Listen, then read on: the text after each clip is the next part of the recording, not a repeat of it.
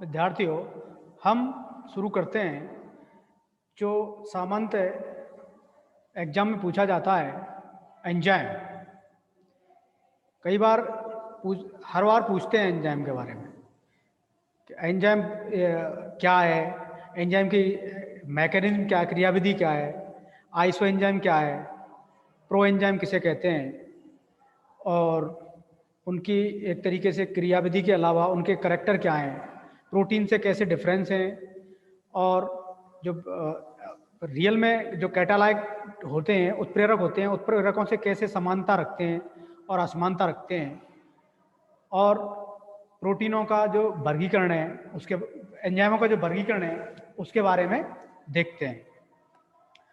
तो एंजाइम को समझने से पहले हम ये समझ लेना आवश्यक है कि वास्तव में जो एंजाइम है वो प्रोटीन होते हैं या नहीं होते हैं। तो हम उनके बारे में पढ़ेंगे।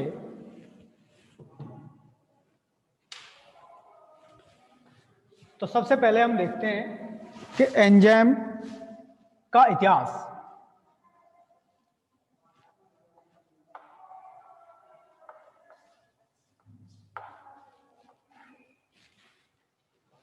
एंजाइम का इतिहास देखते हैं।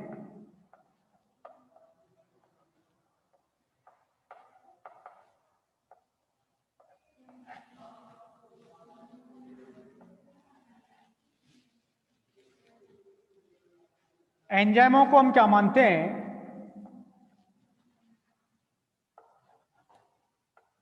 जैव रासायनिक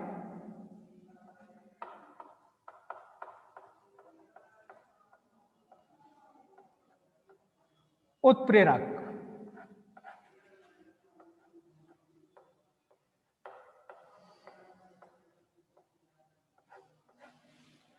तो एंजाइमों को एक और नाम से जानते हैं, जैव रासायनिक उत्प्रेरक।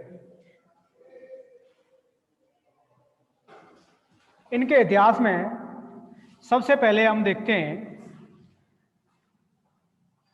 एंजाइमों के अस्तित्व के बारे में चर्चा करने वाले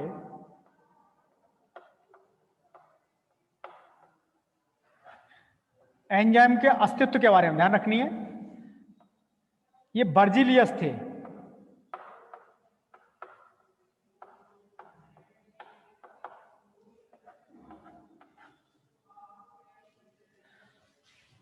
हालांकि आप जानते हैं ग्रीक जो वैज्ञानिक थे, ग्रीक वैज्ञानिक और उसके अलावा प्राचीन भारत में डबल रोटी बनाने में,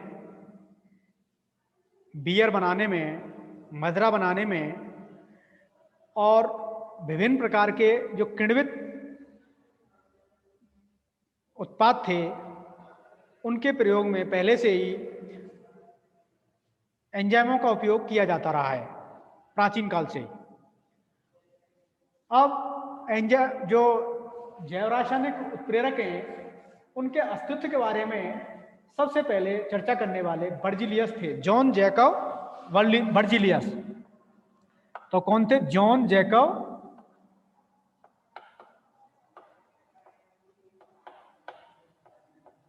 बर्जीलियस। तो ये जॉन जैकब बर्जीलियस थे। अब ये जो एंजाइम थे,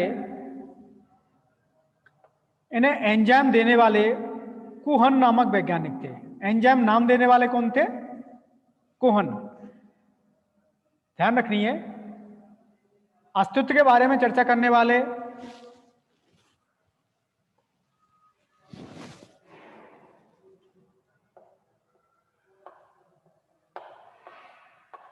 नाम देने वाले कौन थे? कुहन। तो कुहन ने एक प्रयोग किया कि जो एंजाइम है, उन्होंने बताया कि ईस्ट या जीवाणु के जो किण्वित विलेय होते हैं, किण्वित विलेय ध्यान रखनी है, फर्मेंटेड सोल्यूट। तो किण्वित विलेय को नाम दिया था एंजाइम। तो एंजाइम नाम देने वाले कौन थे? कुहन। अब इस पर अतिरिक्त कार्य करने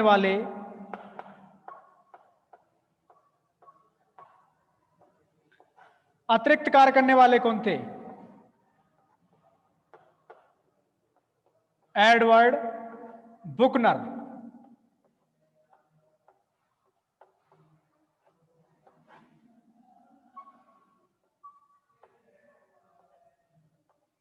तो एडवर्ड बुकनर इस पर अतिरिक्त कार्य करने वाले। इन्होंने क्या किया? इन्होंने जो सेल फ्री, कोशिका फ्री माध्यम था और जो कि ईस्ट है, ईस्ट का जो रस था वो कोशिका रहित माध्यम पर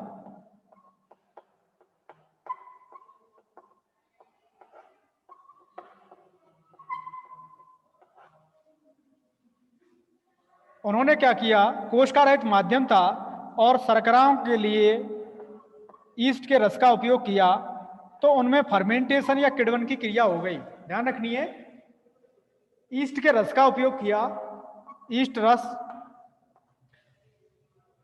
और शर्करा के लिए उपयोग किया, और ये कोशिका रहित था, इसमें किसी प्रकार की कोशिका नहीं थी। तो ईस्ट रस को जैसे ही शर्करा में डालते हैं तो इनमें किण्वन की क्रिया संपन्न हो जाती है। अर्थात वही क्रिया होती है जो वास्तव में ईस्ट कोशिकाओं को रखने से, डालने से होती है माध्यम में। ध्यान रखनी है, शर्करा माध्यम में अगर ईस्ट रस को डालें, उनके एक्सट्रैक्ट को डालें, निचोड़ को डालें, तो यहाँ कोशिका तो है नहीं ईस्ट की, केवल शर्करा है, तो इनमें किण्वन की क्रिया संपन्न हो जाती है। तो इन्होंने, एडवर्ड बुकनर ने बताया कि जो किण्वन की क्रिया है कोशिका रहित माध्यम में भी संपन्न है, क्योंकि जो ईस्ट का रस था उसमें क्या पाए जाते हैं? एंजाइम पाए जाते हैं।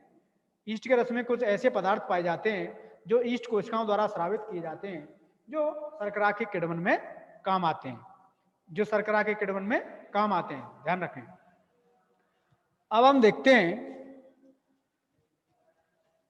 तो अतिरिक्त कार्य करने वाले एडवर्ड बुकनर थे जिन्होंने कोशिका रहित माध्यम का उपयोग किया था, और कोशिका का उपयोग कून ने किया था, और नाम भी देने वाले यही थे, और अस्तित्व के बारे में चर्चा करने वाले जॉन जैकब बर्जीलियस थे। अब इसके अलावा वैज्ञानिक थे सुमनर। वैज्ञानिक कौन थे? सुमनर। तो सुमनर जो वैज्ञानिक थे उन्होंने यूरिएज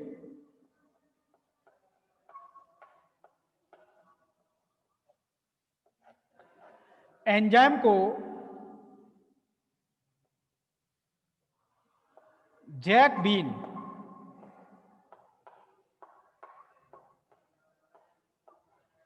ध्यान रखनी है, उन्होंने यूरिएज एंजाइम को जैक बीन के बीजों से प्राप्त किया। किस रूप में? क्रिस्टलीय रूप में। ध्यान रखनी है, क्रिस्टलीय रूप में क्रिस्टल प्राप्त किए थे उसके।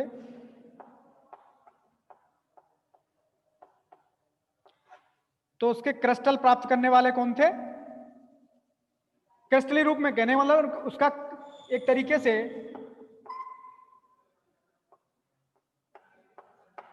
क्रिस्टल रूप में प्राप्त करने वाले कौन थे? यूरिएज एंजाइम को क्रिस्टल रूप में प्राप्त किया जैकबीन के बीजों से सुमनर ने।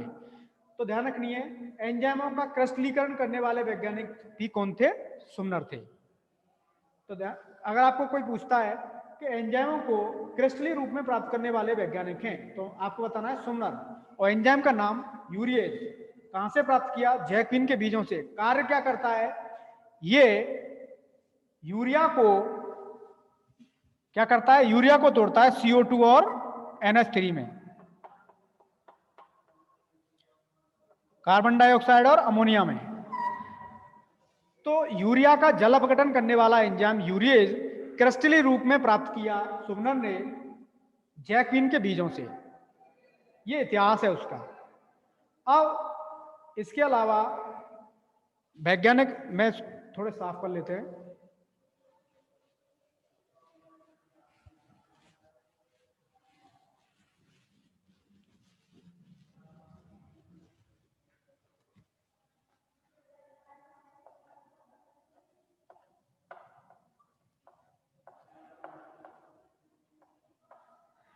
वैज्ञानिक हैं नॉर्थरॉप, इन्होंने क्या किया,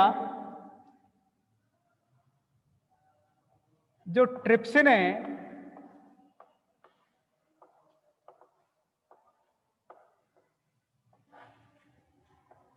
और काइमोट्रिप्सिन है,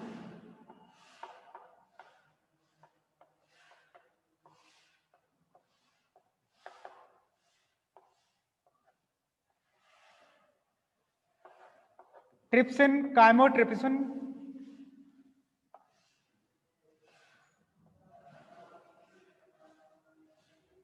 को अलग किया,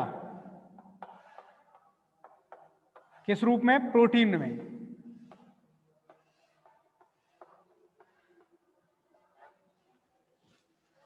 तो ट्रिप्सिन और काइमोट्रिप्सिन को प्रोटीनीय रूप में अलग करने वाले वैज्ञानिक कौन थे, नॉर्थरॉप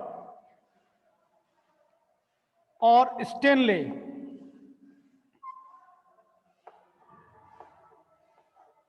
स्टेनले हॉल, इन्होंने क्या किया, जो TMV है, तंबाकू मोजैक वायरस की प्रोटीन को प्राप्त किया।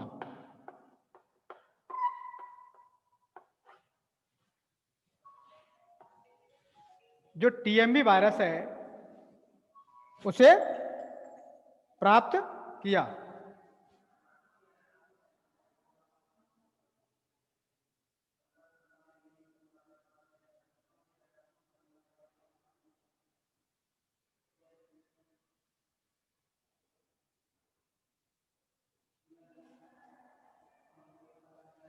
स्टेनले हॉल ने TMV वायरस को प्रोटीन रूप में प्राप्त किया और नॉर्थरॉप ने ट्रिप्सिन और काइमोट्रिप्सिन को प्रोटीन के रूप में अलग किया, प्राप्त किया। ध्यान रखनी है। अब ये तो इसका क्या हो गया, इतिहास हो गया। तो आपको ध्यान रखना है, तो एंजाइमों को क्रिस्टलीय रूप में प्राप्त करने वाले वैज्ञानिक कौन से थे, सुमनर थे। किससे प्राप्त किया, क्रिस्टलीय रूप में किससे प्राप्त किया,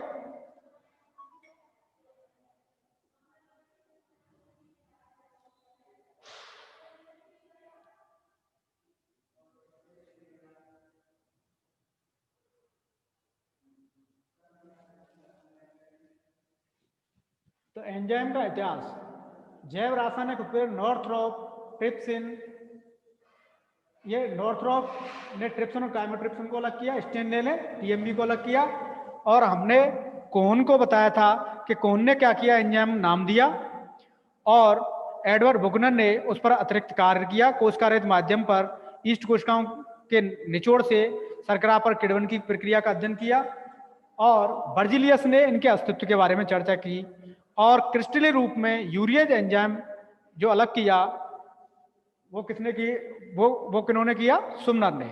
तो क्रिस्टलीय रूप में सुमनर ने प्राप्त किया यूरियज एंजाइम को, किससे, जैक्विन के बीजों से। तो ये हो गया इसका इतिहास।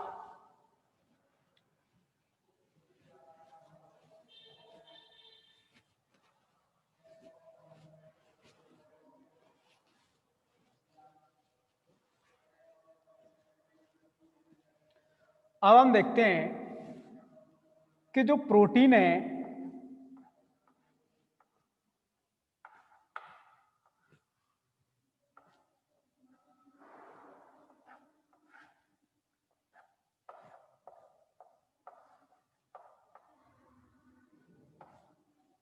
और एंजाइम है, उनमें समानता क्या है।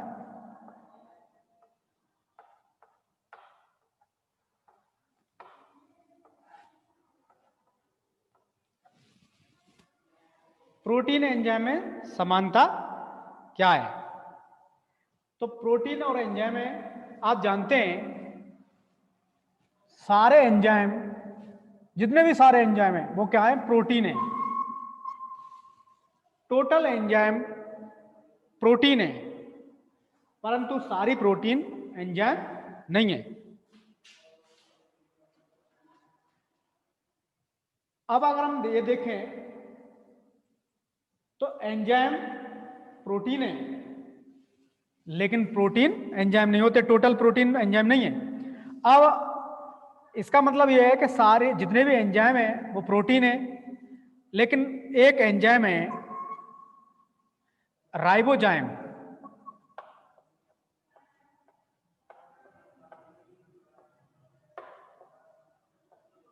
राइबोजाइम एंजाइम की बात करें तो ये प्रोटीन नहीं है। आप जानते हैं सारे एंजाइम प्रोटीन है, परंतु एक एंजाइम जो प्रोटीन नहीं है, जो एंजाइम का कार्य करता है, तो ये है क्या? राइबोजाइम। ये आरएनए है। ध्यान रखनी है, जब आरएनए एंजाइम की तरह कार्य करता है तो वो राइबोजाइम है और ये प्रोटीन नहीं है। तो राइबोजाइम जो कि आरएनए है, एंजाइम की तरह कार्य करता है। अब हम ये देखते हैं कि प्रोटीन और एंजाइमों में मूल समानता क्या है।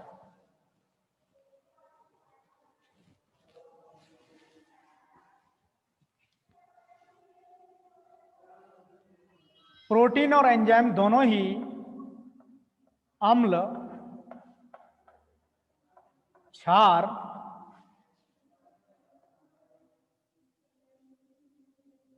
और ताप से क्या होते हैं? प्रभावित होते हैं। अम्ल, क्षार और ताप से क्या होते हैं? प्रभावित होते हैं।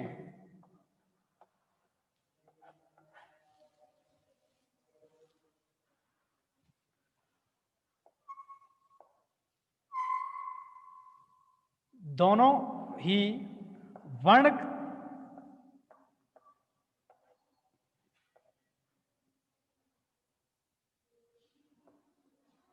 अभिक्रियाएं, कलर रिएक्शन और परावैंगनी प्रकाश से क्या होते हैं? प्रभावित होती हैं।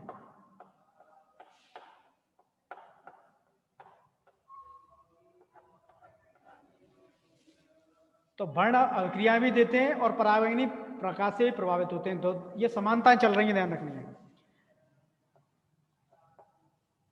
और यदि प्रोटीन और एंजाइम दोनों पर पेप्सिन एंजाइम का उपयोग किया जाए, जो कि प्रोटीन अपघटनकारी एंजाइम है, तो इनकी क्रिस्टलीय संरचना समाप्त हो जाती है।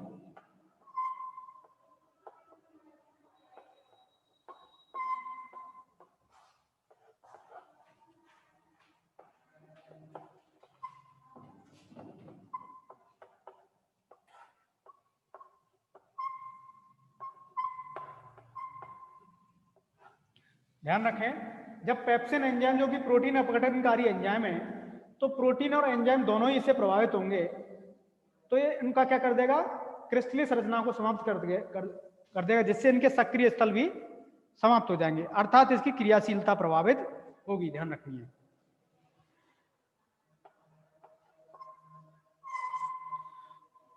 प्रोटीन और एंजाइम दोनों का ही संश्लेषण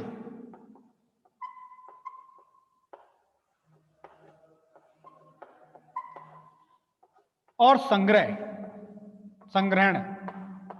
संचय,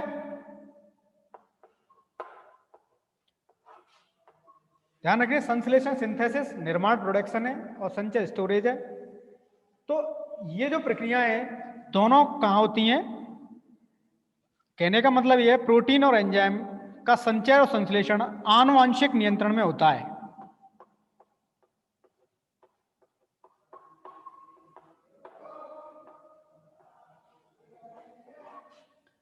आनुवांशिक नियंत्रण में होता है।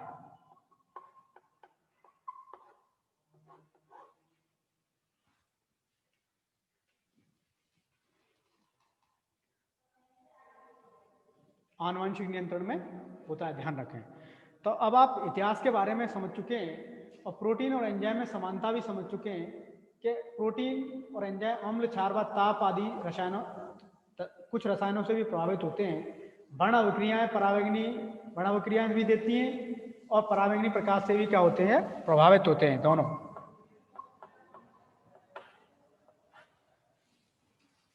पेप्सिन एंजाइम को एंजाइम और प्रोटीनों पर दोनों पर यूज करते हैं तो उनकी क्रिस्टलीय संरचना समाप्त हो जाती है। और एंजाइमों पर क्या प्रभाव पड़ेगा? एंजाइमों की क्रियाशीलता नष्ट हो जाएगी, उनके सक्रिय स्थल नष्ट हो जाएंगे। नंबर 4, एंजाइम और प्रोटीन के संश्लेषण एवं संचय आनुवांशिक नियंत्रण में होते हैं दोनों के। प्रोटीन और एंजाइमों के संचय और संश्लेषण दोनों क्रियाएं दोनों के लिए, प्रोटीन और एंजाइमों के लिए आनुवांशिक नियंत्रण में होती हैं, ध्यान रखनी है।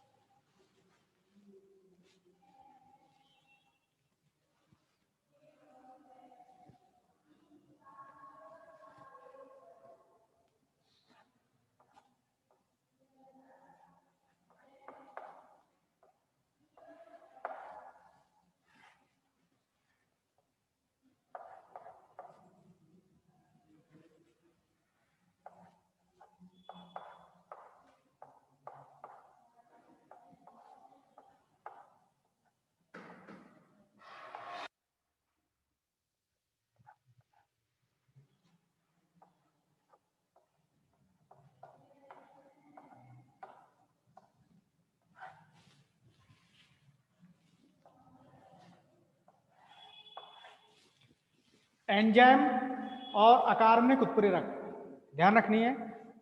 जो इनऑर्गेनिक कैटालिस्ट हैं, अकार्बनिक उत्प्रेरक अर्थात हम सामान्य उत्प्रेरकों की बात कर रहे हैं जो प्रोटीनीय नहीं है, प्रोटीनीय नहीं होते, उनके बारे में चर्चा कर रहे हैं।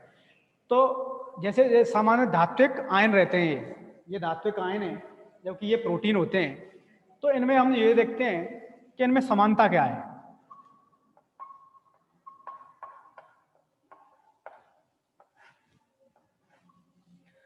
तो पहला केस देखते हैं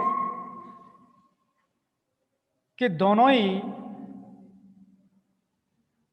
अवक्रियाओं में अति सूक्ष्म मात्रा में आवश्यक रहते हैं।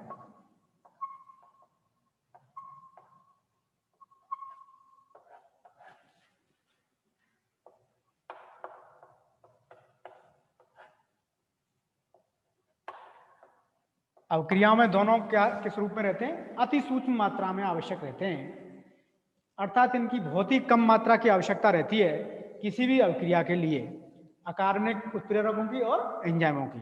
तो समानता है, किसी भी अवक्रिया को एक तरीके से किसी भी अवक्रिया की दर बढ़ाने के लिए अति सूक्ष्म मात्रा में इनकी आवश्यकता रहती है। नंबर 2,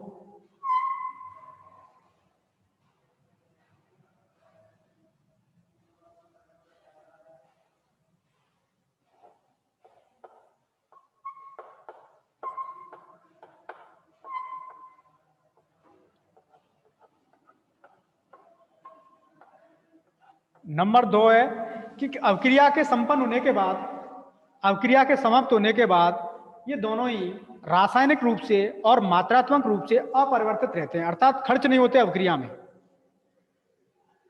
अपरिवर्तित रहते हैं, ध्यान रखनी है, अनचेंज रहते हैं, इनमें कोई चेंज नहीं आता। तो अवक्रिया के समाप्त होने के बाद मात्रात्मक एवं रासायनिक रूप से कैसे रहते हैं? ये अपरिवर्तित रहते हैं। नंबर 3,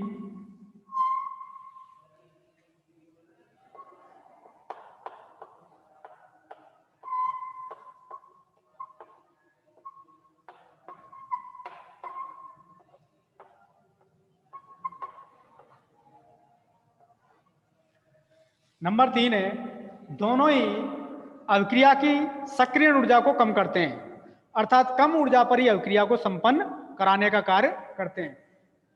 तो सक्रिय ऊर्जा दोनों ही कम करते हैं, और सक्रिय ऊर्जा की कमी होने से अवक्रिया सहज ही हो जाती है, सरल आसानी से हो जाती है।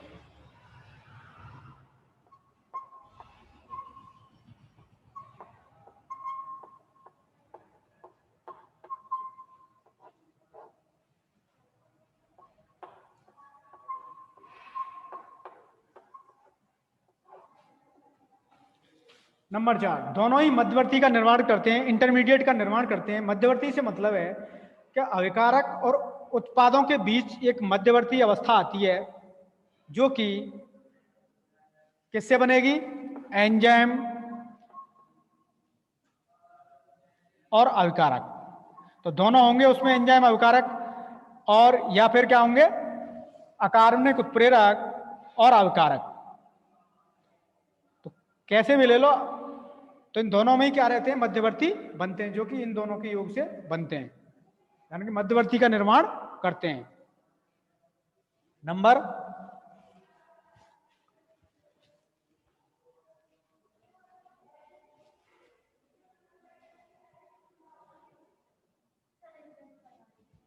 ओके,